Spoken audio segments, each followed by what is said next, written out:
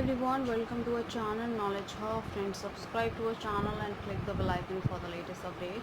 Today we're gonna start with your software engineering class, and this is your class 4 as I told you about it, and that is the third classes we had done in the last classes. And the third class where we had discussed the unit 1 and which we had discussed, and unit 2 we had started with, and hopefully if it is not exceeded more than hour, so we'll just complete that soon as well in this class as well. It's totally depend upon the time duration, so that we will complete surely.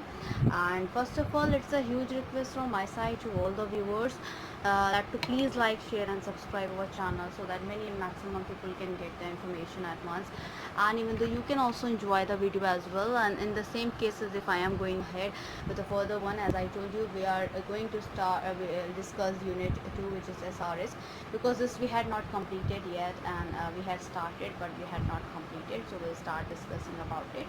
Last class में हमने ER diagram के बारे में पढ़ा था, and as well as ER diagram for bank store के लिए भी हम ऑलरेडी हमने वो ड्रॉ कर लिया था.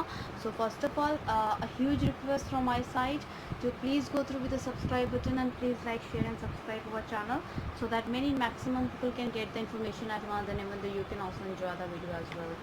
In unit 2, what we have to talk about it, the other question we'll talk about it here, for building a web based library management system for as an organization. We have to develop an entity relation diagram that describes the data object relationships and attributes, and develop the context level model for the system, and as well as to develop a level 1 DFD for the system. So level 1 DFD and the context level model for the system that we had discussed in the last class, so you can go through with that. You will find out where the DFD and the context that we have. Other than that, if I'm talking about here, so yes, that we have to cover up many more things. So let's go ahead for the question that we're building a web-based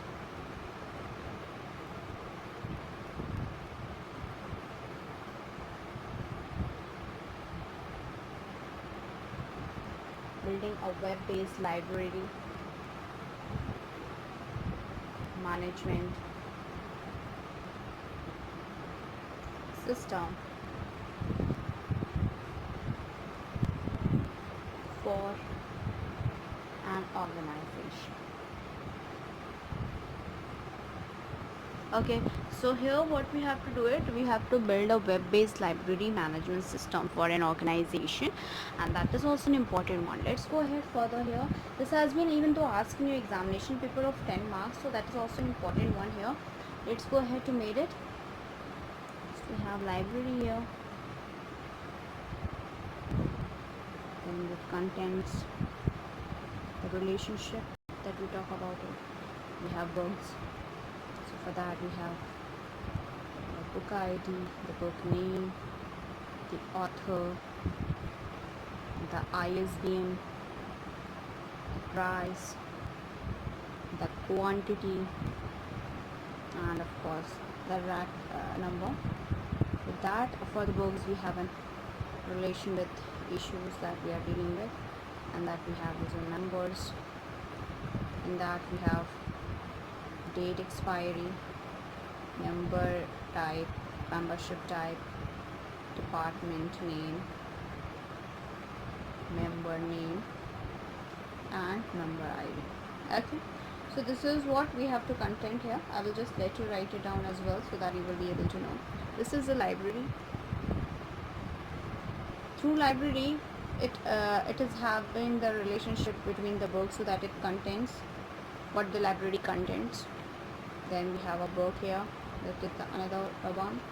In the terms of book, this is your book ID, book name, author, ISBN here, the price, the quantity, and the rack number. Okay. Among this, that the relationship we have is your issues. What were the issues here? So that अगर वो ई book issue करते हैं तो issue किसको करेंगे? Obviously बात है, members को करेंगे. member में like date expiry क्या है, what will be the date expiry here, that is very important. Then your membership type,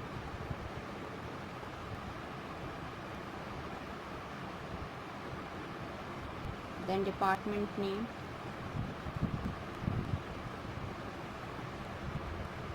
member name,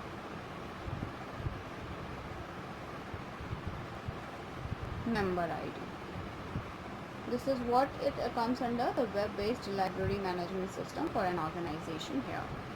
So as you can write it down, you can, even though you can note it down as well.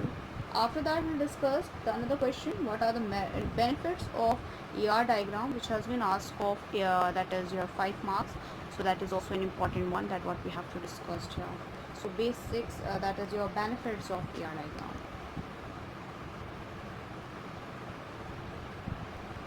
Benefits of ER diagram.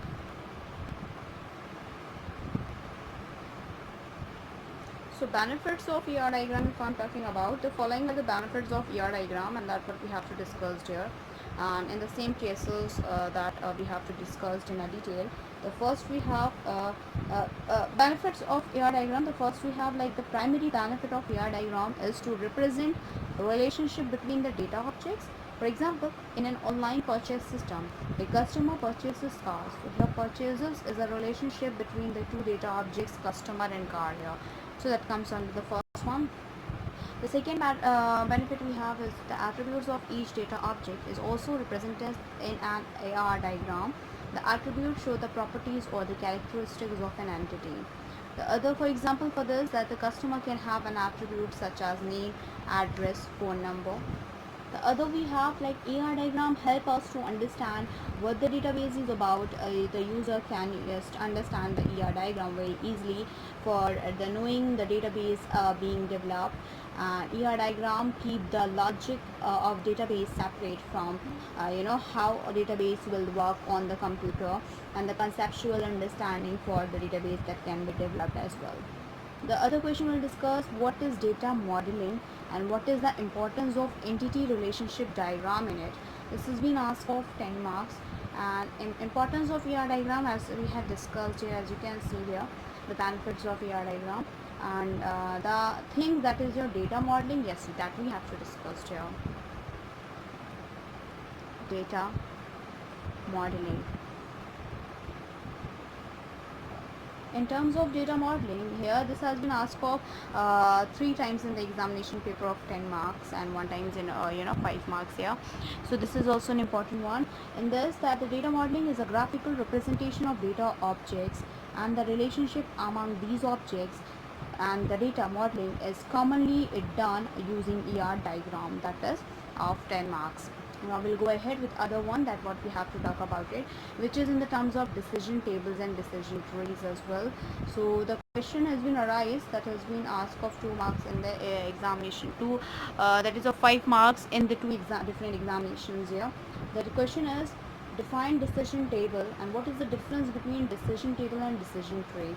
So let's go ahead. First we'll discuss about decision table, then after that we'll discuss the difference between the decision table and the that is your decision tree here. Let's go ahead, and that is we have decision table.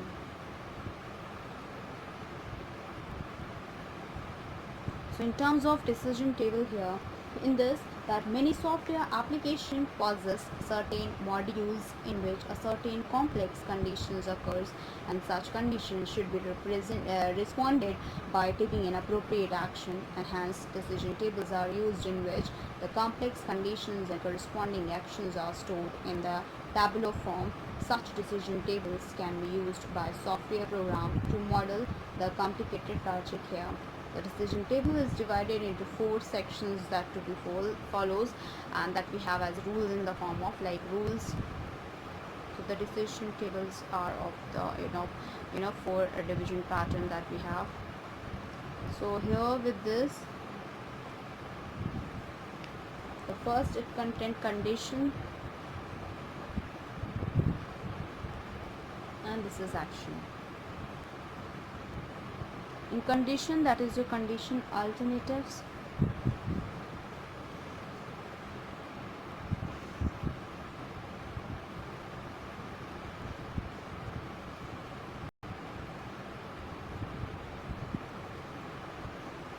and in action, that is their action entries.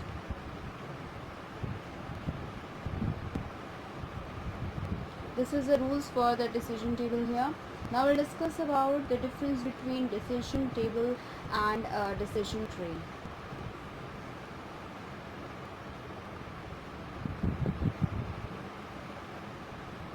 Difference between decision table and decision tree. So difference between decision table and decision tree, that what we have to talk about here. In this, for the decision table can represent a single decision to select the appropriate action for execution. In decision tree, the decision tree is more useful in a situation where multi-level decision making is required. In decision table, that decision table helps the analyst to look at every possible combinations of condition, and in decision tree, that decision trees are easy to read and understand when the numbers of conditions are small. These were the differences that we have to answer it out. Now in terms of it, we'll discuss the another question, that is in the terms of SRS document.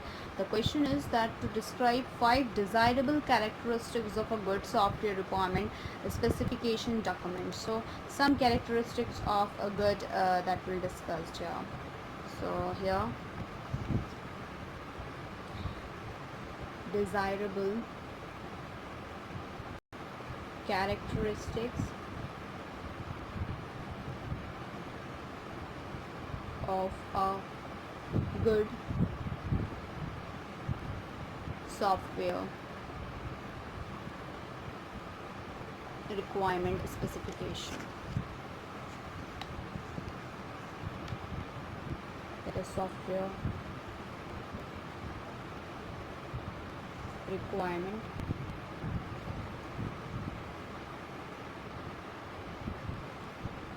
specification. The desirable characteristic of a good software that we have your that is the requirement specification that we have to talk about it. Following are the some of the characteristics of good SRS. This has been asked of 2 times in the examination paper of 5 marks. So at least 5 characteristics we'll talk about it, and that we have as follows. The first we have is your correct. In terms of correct, the SRS must be correct. That means all the requirement must be correctly mentioned, or the requirement must be realistic by nature as well. Now we'll talk about the another one, that is complete. The second characteristics we have is your complete. And complete, that to make the SRS complete, it should be specified what a software designer wants to create a software. The third we have is unambiguous. In unambiguous, the unambiguous specification means only one interpretation can be made from the specified requirements. That is the fourth we have as your consistent. So the consistent here in this, if there are no conflicts in the specified requirement, then the SRS is said to be a consistent here. The fifth we will talk about it, the stability. In terms of stability here in SRS, it is not possible to specify all the requirements. The SRS must contain all the essential requirements. Each requirement must be clear and explicit. So 5 requirements is enough for answering a 5 marks question paper, but we'll talk about the 6th one as well, that is your traceable. So the traceable is if the origins of the requirement is properly given or reference of the requirements are correctly mentioned, then such a requirement is called as traceable requirement. So the desirable characteristics of the good software requirement as specification we have. The first is your correct, complete, unambiguous, consistent, stability, and traceable. Now we'll go ahead with other question that what we have to talk about it. That lists the 5 desirable characteristics of the good SRS document. Discuss the relative advantages of formal and informal requirement specification. So first of all, this has been asked of 10 marks, and the desirable characteristics of a good software requirement document we had done, that is correct, complete, ambiguous, consistent, stability, and traceable. But now we'll discuss another part, or the second part of this particular question. This has been asked of 10 marks, so 5 marks containing it, and 5 marks is for the formal requirement, the relative advantages of formal and informal requirement specification. So we'll talk about the formal requirement specification. So the formal requirement specification that we talk about it here, in this the formal specifications are rigorous, and the rigorous specifications helps in depicting the system behavior, wherein the formal specification that uncovers many flaws that occurs in the system due to the incomplete requirement, as well as the formal methods have well-founded mathematical basis, and that in such specifications are more precise. Formal methods of specifications have well-defined semantics, hence such specifications are normally unambiguous. As formal methods have a mathematical foundation analysis, such a specification can be automated and immediate feedback that can be obtained from the system, the formal methods here. Now we'll talk about the informal requirements specification.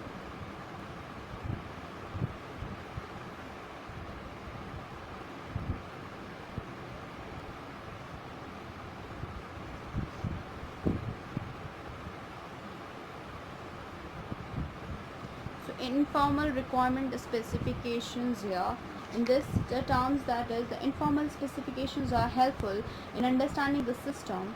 Informal methods are easy to learn and use. Incomplete or partially completed system that can be documented using informal methods. Formal methods cannot be able to handle complex problems, and hence informal method can be used for specifying such problems. Now we'll discuss about the another one, that what we have to discuss here in the terms, what is software requirement specification document. Briefly discuss the importance of software requirement specification with a typical example. This has been asked for 10 marks. The other question in terms of it that they had asked you about it, which is another one, is that explain how the requirement process converts the client needs validate software requirement specification. Another third question in terms of it, what they had asked you about it, that is to define Ieee standards for SRS. That what we have to discuss here. So in the same cases, this has been define Ieee standards for SRS. This has been asked of 2 times and of 2.5 marks, and 3 times of 5 marks, and 2 times of 10 marks, that they had asked you this question. So that is also an important one that will answer it out. So first we'll discuss about SRS, that is the name of the unit as well, and that we'll discuss here. Let's go ahead. SRS, which is the full form of this, is your software requirement specification, which is known as SRS. So in this, that is the software requirement and the specification is basically a specification of the system requirement. It is not that a design documented, and it is used by the software developers in order to check that the user requirements are getting satisfied by the system as well. In the same case, the importance of SRS, if I am talking about here,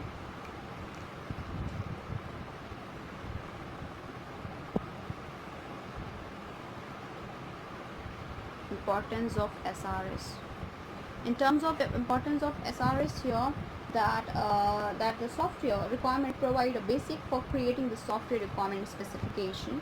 The other importance we have here, which is in the terms of it, with that the SRS is useful in estimating cost, planning team activities, and as well as performing the task and tracking the team progress throughout the development activity as well. Now we will talk about the Ieee standards here, that we have to go ahead.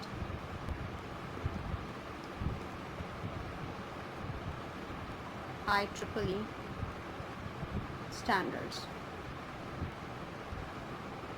in terms of IEEE standard. If I am going ahead here, in IEEE standard here, which is typically the software designers use IEEE standard 830/1998 as a basics for the entire software and software specification, and the standard template for writing the SRS has to be given here. Now we'll discuss about the introduction in that.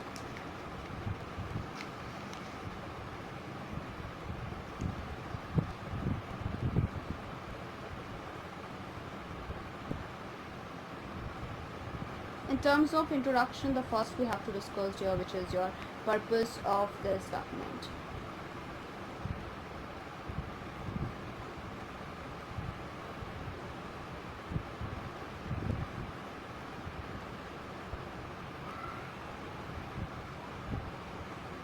And purpose of this document I'm talking about, so here that describe the purpose of the document. The second is scope of this document.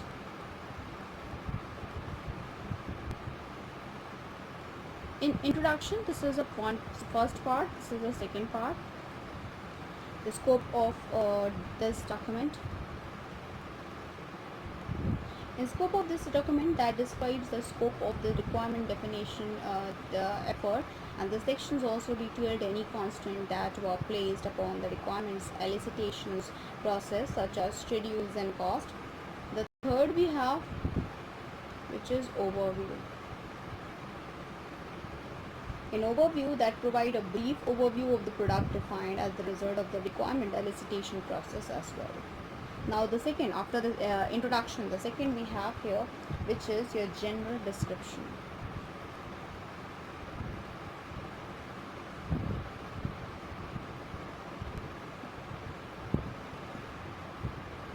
In terms of general descriptions here, that describe the general functionality of the product, such as similar system information, user characteristics, user objective, and general constraint placed on design team, where that describes the features of the user community and including their expected expertise with software system and the application domain.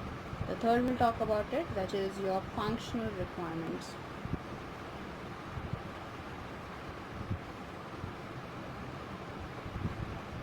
In functional requirement, the sections list the functional requirement in ranked order, and a functional requirement describes the possible effects of the software system. In the other words, what the system must accomplish is functional requirements should be specified in the following manner. Short imperative sentence stating the highest ranked that functional requirement as well. In the same cases, the description, the first we have here, which is your description.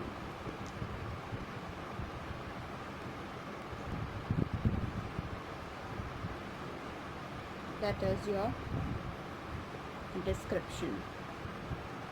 In description, the full descriptions of the requirement. The second we have criticality.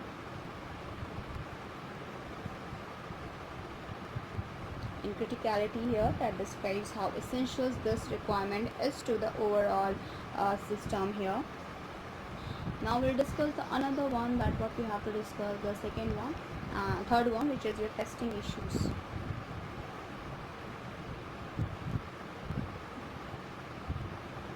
In testing issues, that describes any design or implementations issues inverting the satisfying this requirement. The fourth we have is your cost and schedule.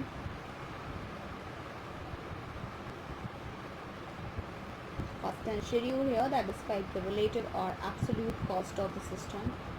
The fifth we have is your risk. With the same case, that describes the circumstances under which the requirement is not able to satisfy. The sixth we have dependencies with other requirement. Dependencies of other requirement here, that describe the interactions with other requirement here. And the seventh and the last that we have is your any others appropriate.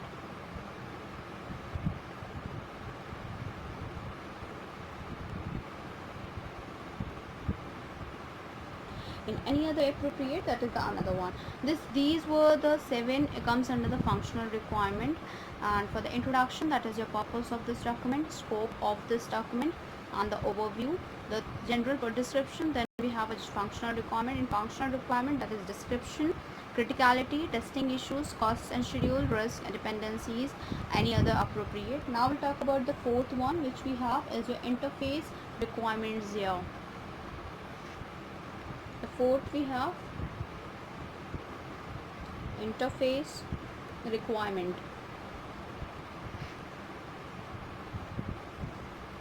In interface requirement here, that the section that describes how the software interfaces that with other we have a problems or the user for input or output.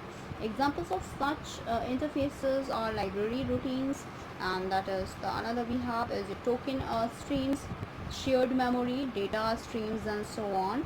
So for the first one in this we have is your user interface.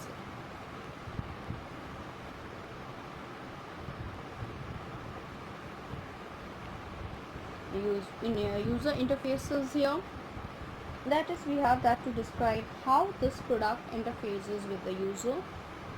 The second we have here, which is GUI. In this, that describes the graphical user interface if present, and the section should include a set of screen downs to illustrate the user interface feature. The third we have is your CLI. Here in this, that describes the command line interface if present. For example, the command descriptions of all the argument and extract value and innovation that should be provided. The fourth we have is your API. In API, this comes under the user interface. Okay, so that is GUI, CLI, and API. That is describes the application programming interface if possible, and we have if referred, that will comes under it. The second one after the user interface we have, which is your that is hardware interface.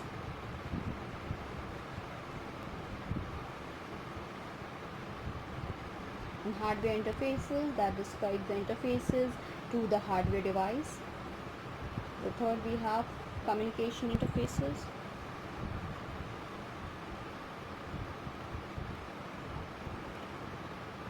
The communication interface, that describe the network interfaces. The fourth we have is the software interface.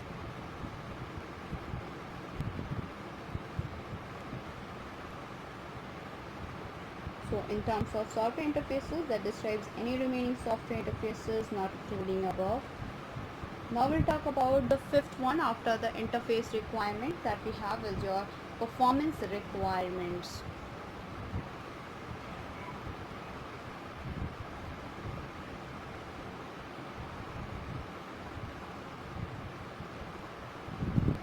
In terms of performance requirement, that is specifies the speeds and memory requirement. The sixth we have design constants. In design constants, that specifies any constants for the design team, such as software or hardware limitations. The seventh we talk about it, which is the other non-functional attribute.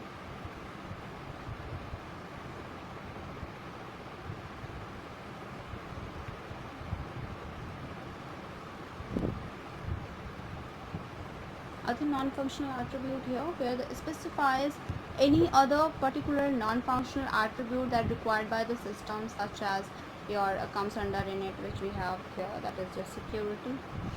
The first we'll talk about security. The second is your, which is that is comes under in it, which is your binary compatibility.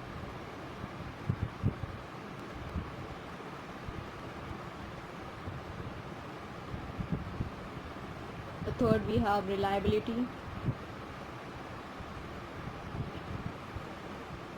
The fourth we have here, which is that is your the maintainability.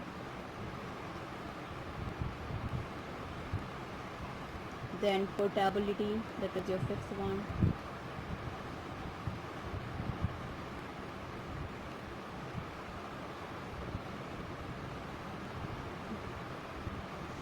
The sixth one we have extensibility.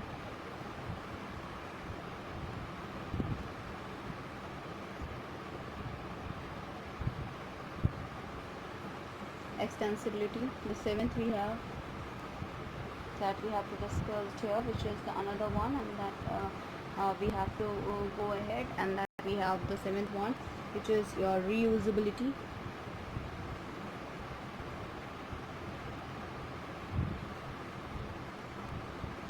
The eighth we have here, which is application compatibility.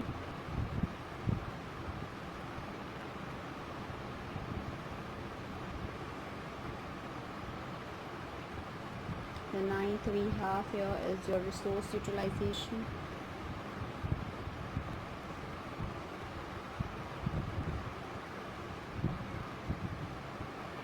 The 10th we have is your serviceability.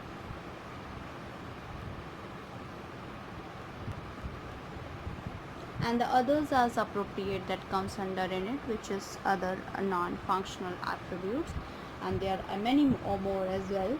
Now we'll discuss about the eighth one that we have to discuss here, which is your operational scenarios.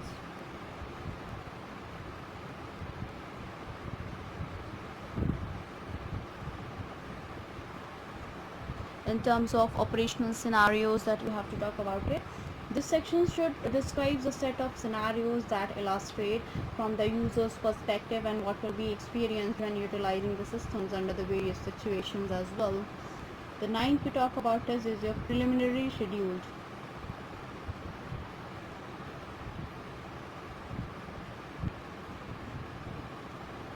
Preliminary schedule. This section provides an initial versions of project plan, including the major tasks that to be accomplished, their interdependencies, and their tentative start and stop dates as well.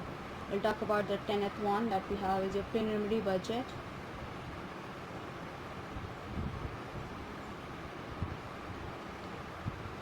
In preliminary budget here, that is, this section provides an initial versions of the project plan, including the major tasks that to be accomplished, their interdependencies, and their tentatives, the starts and stops that we had talked about in the schedule. But in preliminary budget, this section provides an initial budget for the project here. We'll talk about the 11th one, which is the appendices. In this, the first appendices, we have the first one, which is comes under the definitions, acronyms, and abbreviations.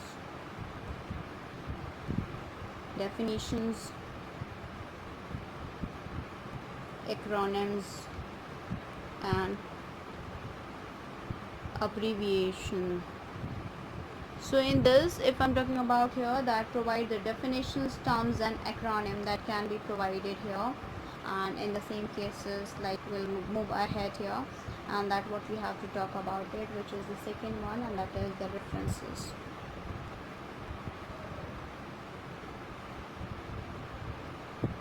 In this, that provides the complete citations to all of the documents and making the referenced as well. Now we'll go ahead with the discussion about moreover related to this, what are the different categories of uses of that is the SRS document, and what are their expectations from the SRS document. So the characteristics we have discussed about it, and this has been asked for 5 marks as well, which is to different categories of uses of SRS are by the readers, such as software developers, project managers, customers, and who use the systems, and testers, and they expect the clear, unambiguous descriptions about the requirement of the system, and they expect following characteristics of the SRS document as well. Now we'll talk about in the terms same cases for this, that is the verifications and validations here, and that we will be going ahead here. Let's go ahead with that as well.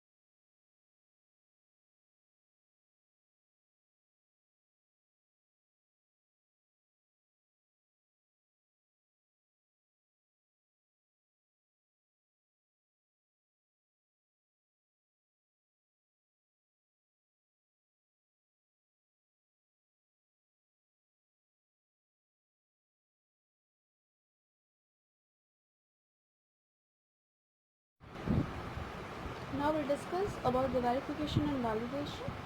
So that the question has been asked here, which is the question is to define validation and verifications of a 2.5 marks. So let's go ahead to discuss about that, and which we have as follows: the verification.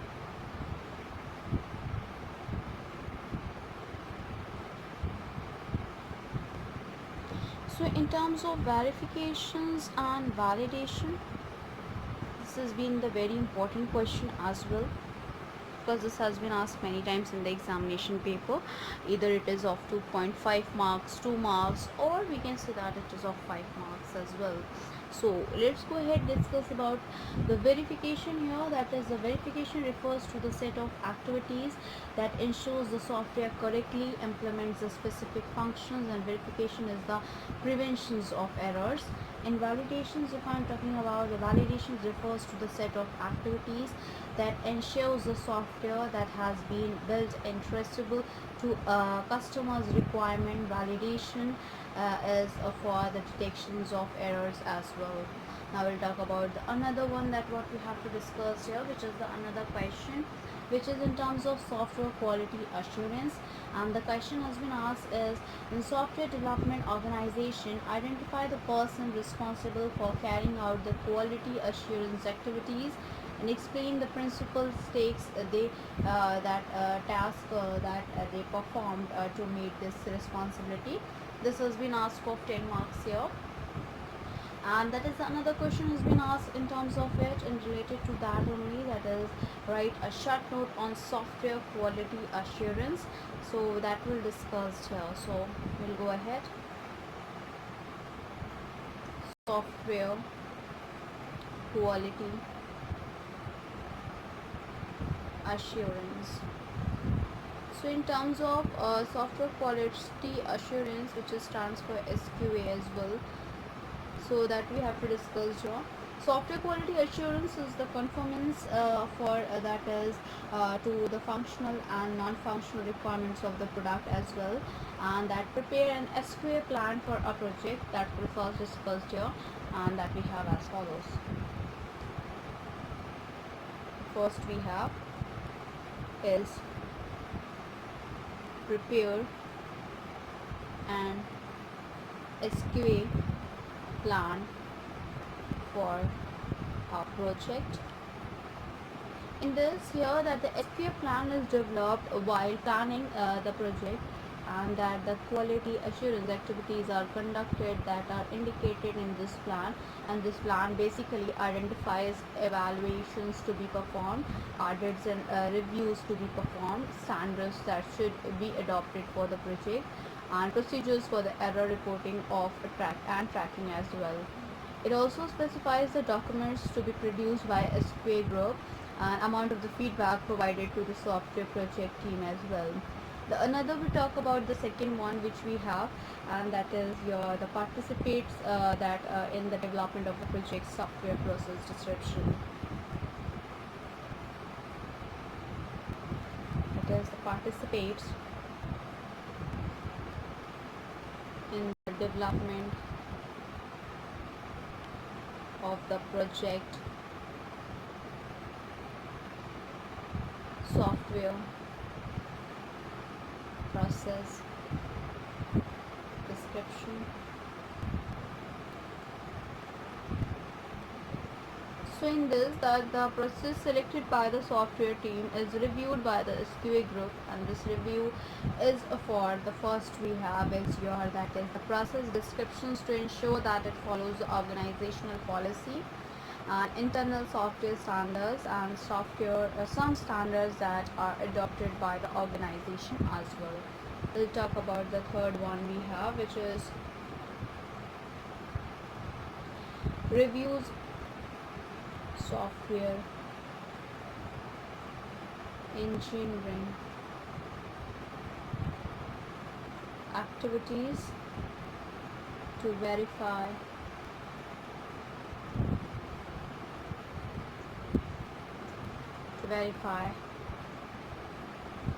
compliances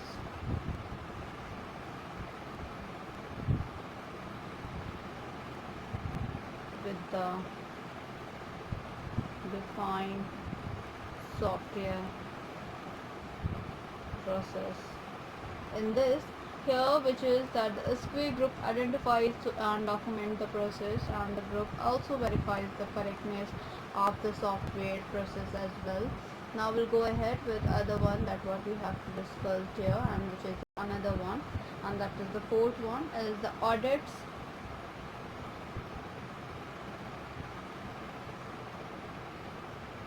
designated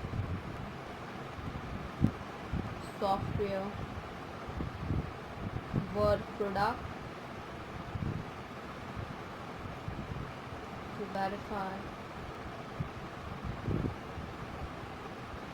compliances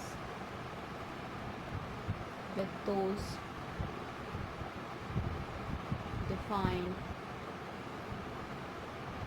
as part of the software process.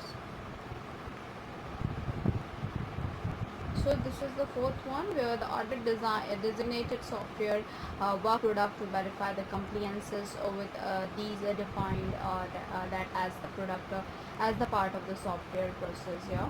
In this, the SQA group performs the following tasks, and that the SQA groups performing the following tasks that includes the review selected work product, identifies the process, document them, and documents them, tracks the deviations, verifies the correctness made in the processes, and regular reporting of results of its work to the project manager as well.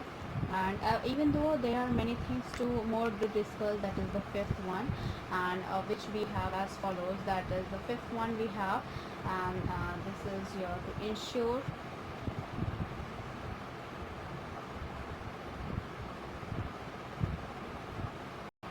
ensure the deviation in some software work. These work products are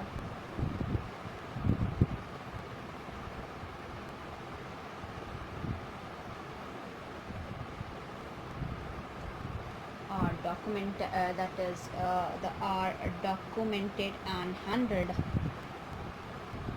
are documented and handled according to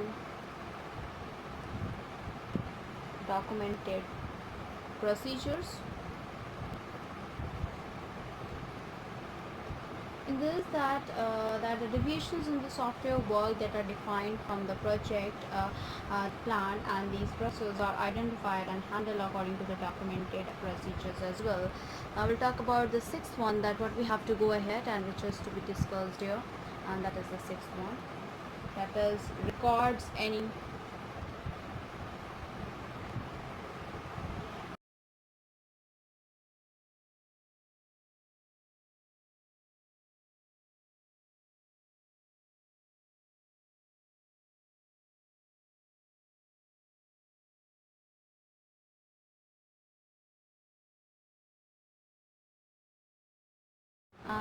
that is we have as follows, that records any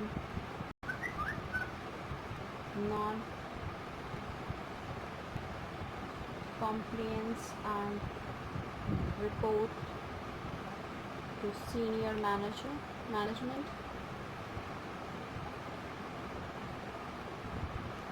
In this, non-compliances items are identified and pursued until they get resolved, and the periodic reporting about it is done to the project manager as well. Now we'll go ahead to discuss about the another one, which is the software quality framework. And in the terms of software quality framework, that the question has been arise, what is software quality? This has been asked for 5 marks, and the question has been asked is to describe these three principles activities involved in the software quality management. This is of 5 marks. And what is the software quality framework in SQA? This has been asked for 5 marks as well. So we'll discuss the definitions of software quality that we have. Let's go ahead. This has been marks that is of 4 times in the examination paper of 5 marks each.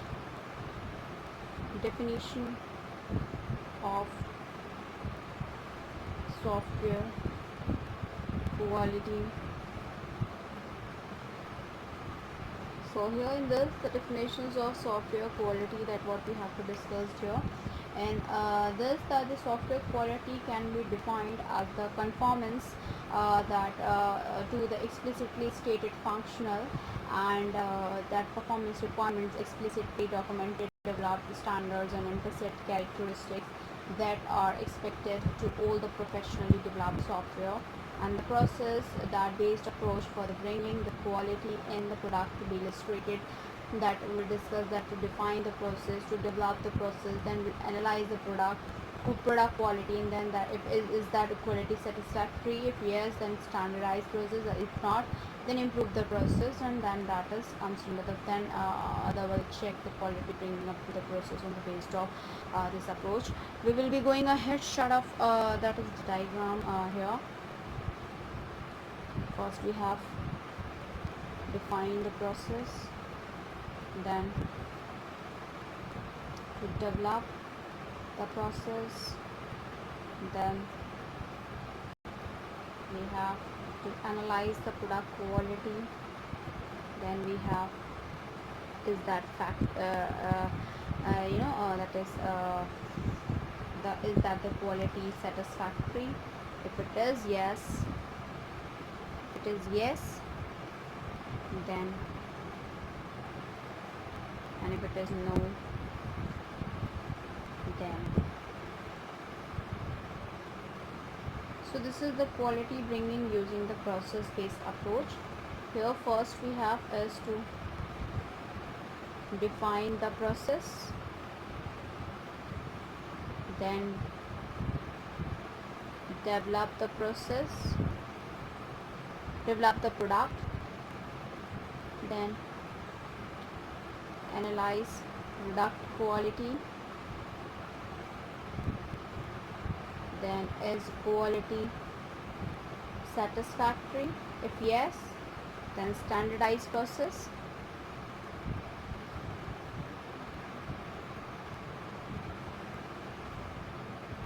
Then it's standardized process, and if it is no, then improve process, and for that this improved process will go, and then it will again we go to the checking of the quality satisfactory. This is the quality bringing using process based on approaches. In some quality management that is done by the following activities. First, they define the standards for the conduction of the development process in software review, then monitor the software process in order to get the ensured about the standards, and then report the development of the software process to the management team as well.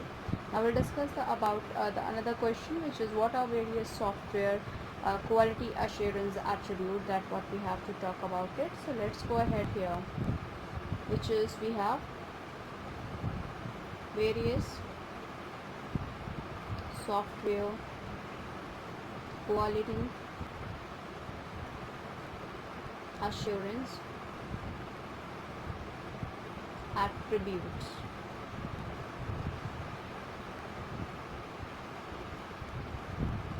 So the first, the various quality attributes that are to be as follows.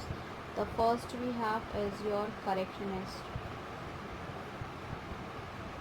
In correctness, it is an ability to fulfill the specifications and customers' requirement. The second we have, that is reliability.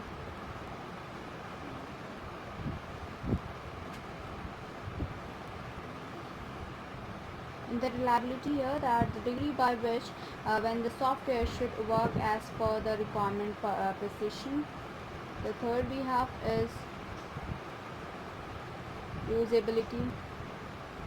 In usability here, that the ability to prepare the valid input and interpret the correct output.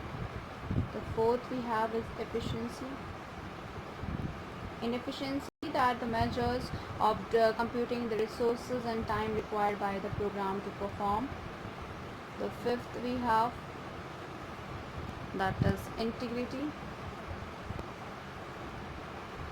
In terms of integrity here, that what we have to talk about it, which is this is the controlling ability by which the unauthorized access to the system that can be prevented. And the sixth we have is your maintainability. In this, that is the ability to locate and fix the bugs in the software as well. That's what we have to go ahead. And in the same cases, now this has been asked for 3 times in the examination paper of 5 marks each, so that is also an important paper respect towards the competition wise. And in the terms of the important questions, that what we have to discuss here. Now we will be going ahead further, and that what we have to discuss here, and that is the another question here, which is in the terms of it, that the another question is what is software quality assurance here. And in the same cases, that what we have to go ahead, so software quality as well, and that is in the same cases we'll go ahead with other question, that what we have to discuss here, which is what is software quality and what are the 3 dimensions of software quality in Reusability. That has been asked for 5 marks here. So first of all, software quality, which we had discussed here. Now we'll discuss the 3 dimensions of software quality. 3 dimension of software quality. And 3 dimensions of software quality, that what we have to discuss here. In this, that is MC Cole, Richards and Walters have proposed that software quality factor can be classified into 3 categories, which can be illustrated by the MC Coles and triangulars models for the quality factor. And for that, we have here that in respect towards it, that we have a diagram as well, that is in the form of which we can say that it is in the form of the triangle, that I will be just let you know here.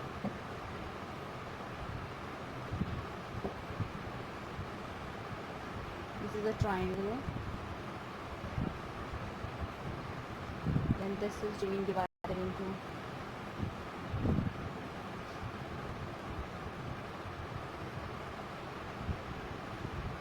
okay, so this is your product operation,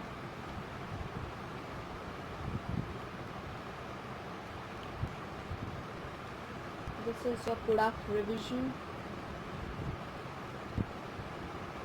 and this is your product transition.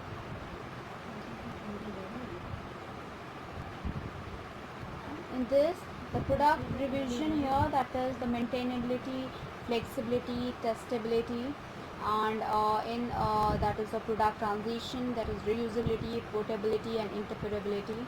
And in product operation, that is your correctness and reliability, usability, integrity, efficiency. That is MC calls a triangular model 3 dimensions here.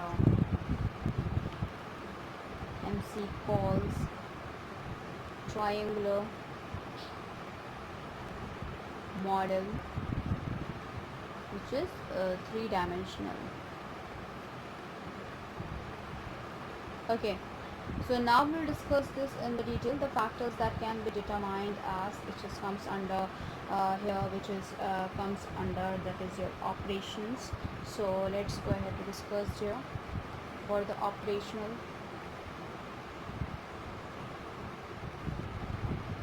Product operational, that is operations that we discuss, the major factor that can be described here.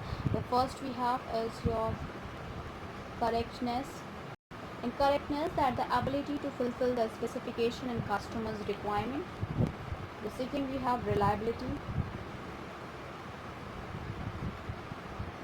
In reliability here, that is the degree by which the software should work as per the requirement precisions.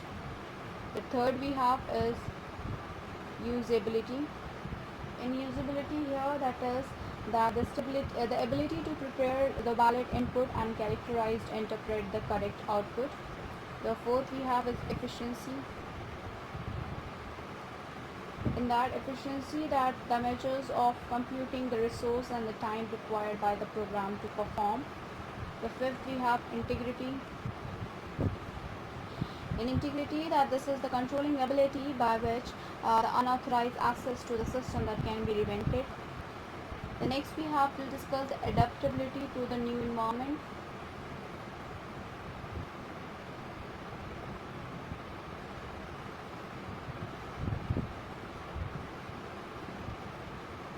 To new environment.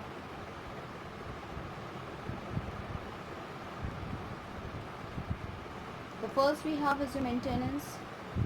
These were the 5. The 6th one we have maintainability.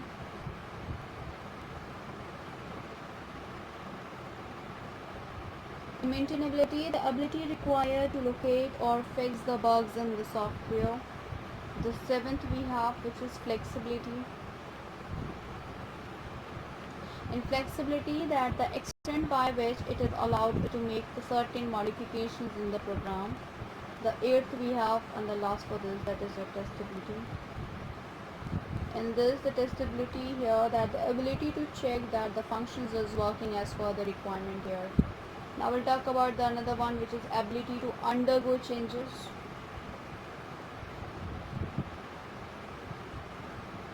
Ability to undergo changes. That what we have to talk about it. In this, that the first 9th one we have is your reusability. In terms of reusability here, that the ability by which a particular component in the software can be reused. The 10th we have is your portability. Portability, the ability of the software to work properly even if the environment gets changed. 11th and the last we have is your interoperability. In interoperability here, in this, that the ability of the system to work with other systems. Now we'll discuss ISO 9000 model, and that is the question that has been arised, is your to describe ISO 9000 quality models. ISO 9000 quality models. This question has been asked here, which is of 5 marks. In this, that what we have to discuss, that is the ISO 9001 ratio 2000. That is the quality assurance standard, which is applied to the software engineering system. It focuses on the process flows, customers satisfactions, and the continual improvement of quality management systems. ISO 9001 to ratio 2000, that specifies the requirement for the quality system that can be applied to any size of the type of the organization, and the guideline step for the ISO 9001 that 2000 ratio 2000 that are: the first is to establish the quality management system, which is identify the manage and process in the quality management system as well. Another we have is to document the quality management system.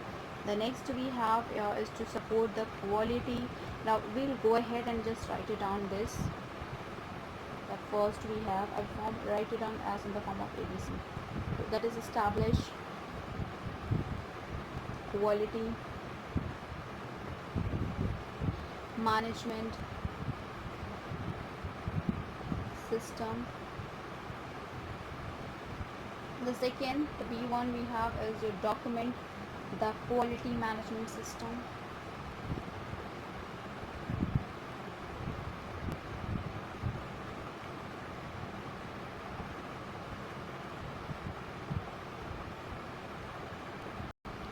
The third we have, this is the C1, that to support the quality.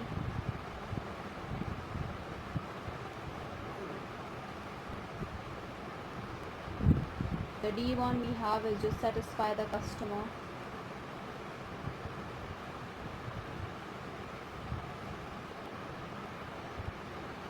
The fifth E1 we have is establish quality policy.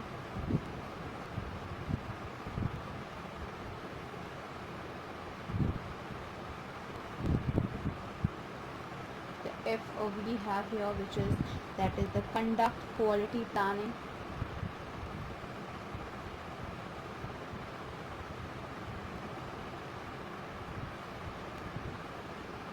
The next we have G, that is the control quality systems.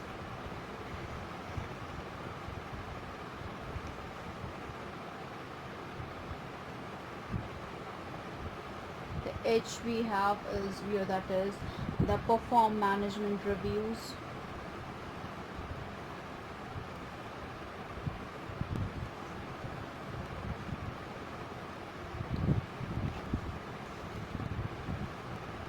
Management reviews. Another we have here, which is that what we have to discuss is to provide quality resource, which is your I. Provide quality resources. The J we have is to provide quality personals.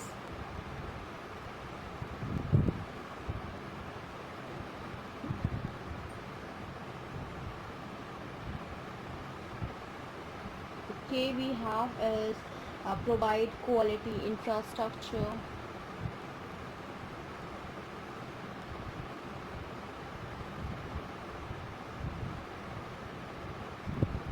And that is the L we have here, which is the provide quality environment.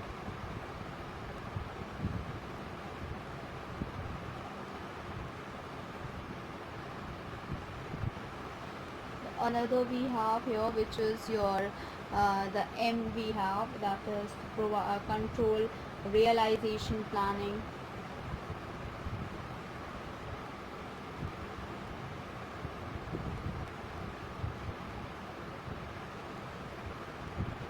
The another we have control customer process.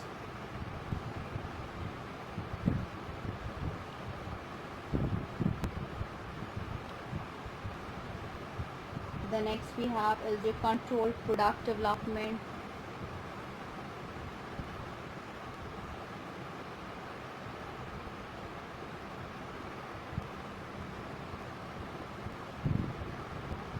The P we have is that is to control purchasing function.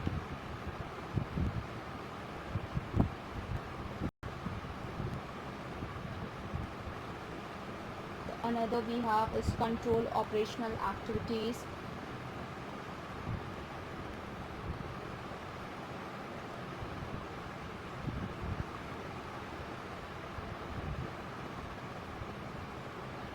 The another we have control monitoring devices.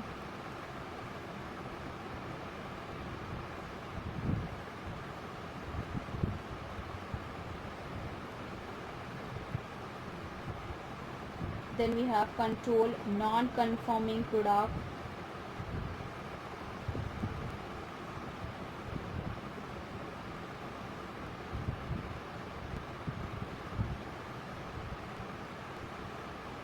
The another we have is that is the T1 is your analyze quality information.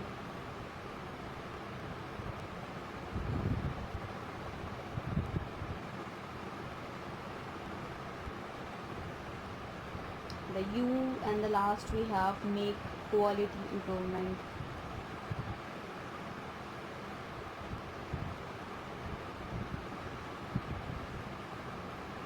So these work comes under the ISO 9000 quality models, that what we had discussed here.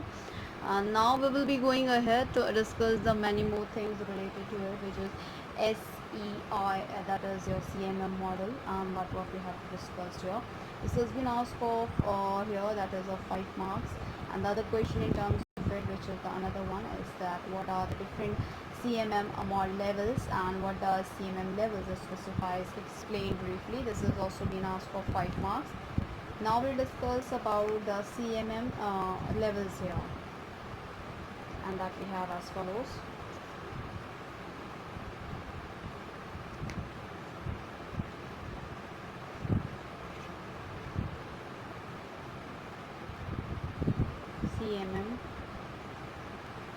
SEI models.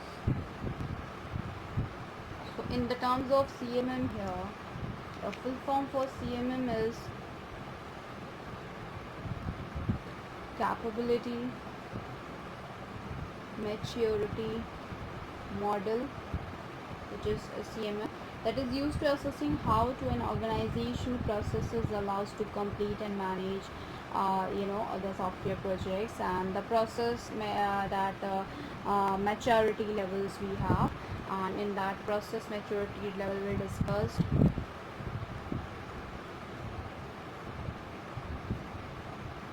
So process maturity level is of 5 steps. The first step is your initial. In initial here, that the few processes are defined and individual effort here that are taken. Now for the level 2, which we have is your repeatable. In repeatable here, that to track cost, schedule and functionality basic subject management processes that are established depending on earlier successes of projects with similar applications, necessary process discipline that can be repeated here. The third we'll talk about it, which is the defined. In the terms of defined, that the process is standardized, documented and allowed, and all the projects use documented and approved versions of software process, which is useful in developing and supporting software. We'll talk about the fourth one, which is managed. Managed here, where both the software process and product are that is your quantitatively understood and controlled using the detailed measures. We'll talk about the fifth one, which is optimizing. In optimizing here, that to establish the mechanism to plan and implement that change innovative ideas and technologies that can be tested here.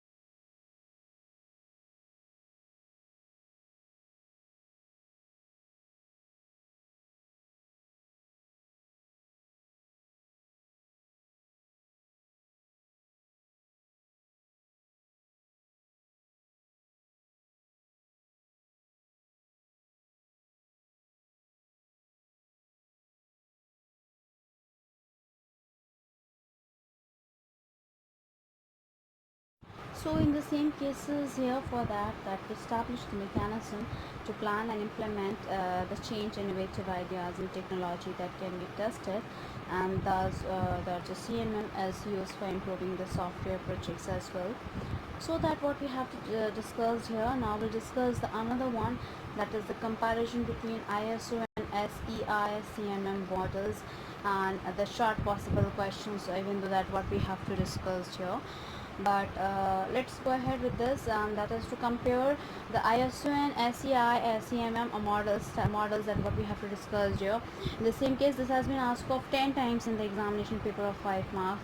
That is also an important one because this has been asked many times. So here the ISO and CMM here. In ISO, if I'm talking about it, which is ISO 9000 addresses that minimum criteria for an acceptable quality that system, that for the CMM, in CMM that emphasizes in on that is your continuous process improvement. But in ISO, that ISO 9000 focuses on hardware, software, process, materials and services. But on CMM, that the basic of the CMM is the say what you do and do what you say. And in ISO, that servicing activity qualities are considered as separate maintenance process in ISO, and CMM does not have maintenance as a separate process as well. The other we'll talk about it, which is the another one that what we have to go ahead. And the another difference is in ISO 9000 that maintains the quality record document which clearly shows the whether or not a required quality is achieved, and this document also indicates whether or not existing quality system operates effectively. And in CMM that emphasizes the need to record informations for the later in the process and for the improvement of the process as well. Now we'll discuss more some of the important short answer type questions here as well. In this that the first question is write distinct steps in requirement engineering process, which is the distinct steps in the requirement engineering process. The first step we have is your requirement elicitations, the second is requirement analysis, the third is requirement validation, and the fourth is requirement that is your management. The other question that can ask be of 2 marks possible question, that is why SRS must be traceable and why what is traceable requirement. So there may be changes of having a new requirement development of the software traceability, and the traceability is concerned with the related between the requirements, their sources, and the system design. Thus, of the requirement is manageable or if SRS is traceable.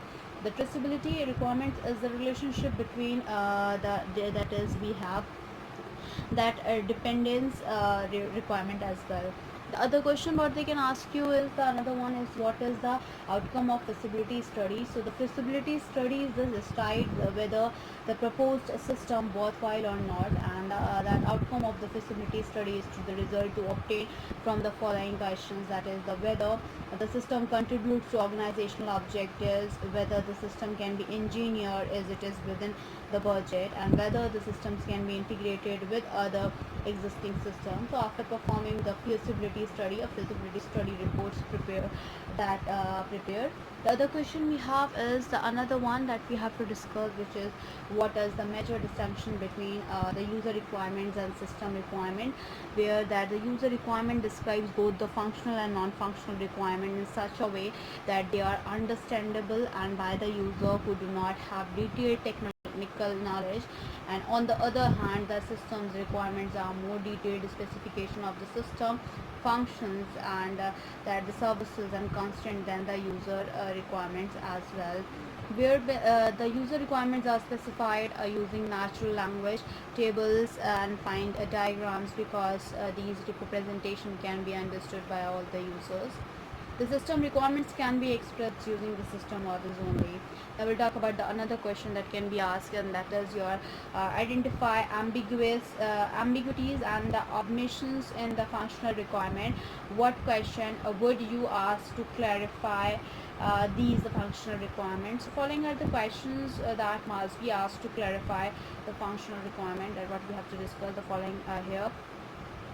Is a requirement specification clear? Can it be misinterpreted? What are the sources of requirement? It is final. Is the final requirement specification is as per the original source? The other is there is any requirement violations of domain construct? What are the other related requirements of the current requirement and are they cross-verified? For tracing the requirement, is there any system models? That the sixth question is that requirement testable. Seventh question has an index specification created for the requirement, and the eighth and the last question is that is the requirement satisfying the system objectives or not? That what has been mentioned here. The other question is how do we use the models that we create using the requirement analysis? The various models and they are using during the requirement analysis phases we have, that is to be given as that the first is your data model. Here the entity relationship model is created during the data modeling. The ART defines the relationship between the data object. The second is your functional model, that the data model, that a data flow diagram that are created in this modeling, that the DFD depicts the information flow in three phase, that is input, output, and process as well. The other we have a question that can be arises, but before that we have a third one, that is which is your behavioral model, and that the behavioral model are used to describe the overall behavior of the system, and the state that train a diagram that used to for representing the behavioral model as well. Now we'll discuss about another one, that is the list two advantages of traceability tables in the requirements management phase. So the two advantages of the traceability tables that are to be given us. First up we have is your traceability matrix ensures the coverage between we have a different types of requirement and the quick change impact analysis that can be made using the traceable that matrix as well. The another we have is what is the need for feasibility analysis. The feasibility study is required to decide whether or that is not the proposed systems is worthwhile to implement. The other question we'll talk about it, that how the requirement, and that is the last question, how the requirement validate. So requirements are validated with the help of the following various techniques. The first we have requirement reviews, which is it is manual analysis of the requirement with the participations of the customers and contractors, the staff. The second is we have is your prototyping, that is in the requirement that can be checked using the execution models of the system. And the third, that is test case generation. In this case the various tests are debated for a requirement as well.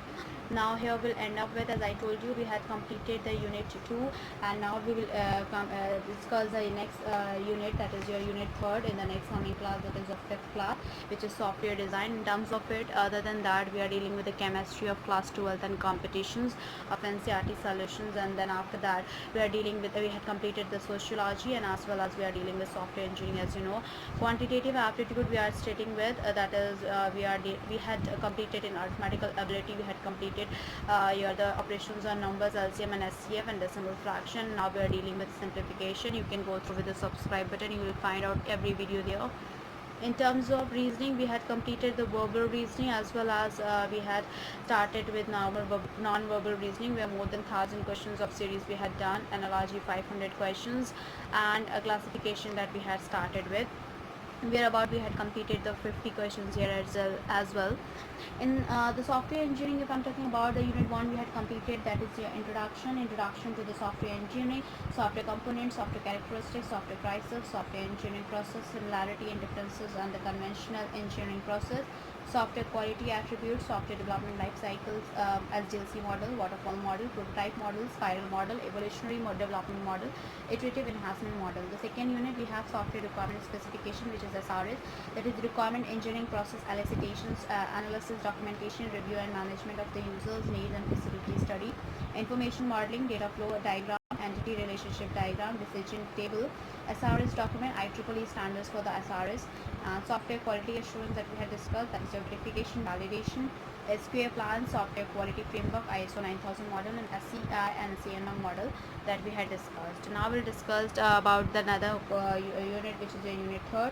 Software design, will start with that. That is the basic concepts of software design, architectural design, low-level design, modelization, design structural charts, pseudocodes, flow charts, coupling of cohesion measures, and design strategy, functional-oriented design, object-oriented design, top-down, bottom-up design, software measurements and matrices, various size orientation measures, Halstead, that software science functions, find FP based measures, and the cyclomatic complexity measures, control flow diagram as well, control flow graphs as well. In unit 4 we have to discuss software testing, which is testing objectives, unit testing, integration testing, acceptance testing, regression testing, testing for the functionality, and testing for the performance, top down, bottom up, testing strategies, test drivers, test charts, structural testing, white box testing, functional testing, black box testing, test data source preparations, alpha and beta testing for the products, static testing strategies, formal technical reviews, that peer reviews, a walkthrough, code inspection, comprehensive with the design and the coding standards. The another unit is your unit 5th, which we have to discuss software maintenance and software product management. We'll have to discuss the software as evolutionary entity, need for the maintenance category of the maintenance, preventive, corrective and perfective maintenance, cost of the maintenance, software of the re-engineering reviews, engineering, software configuration management activities, change control process, software version control, an overview of the case tool, estimations of the various parameters such as cost, effort, schedules and duration, constructive cost model, COCOMO, resource allocation.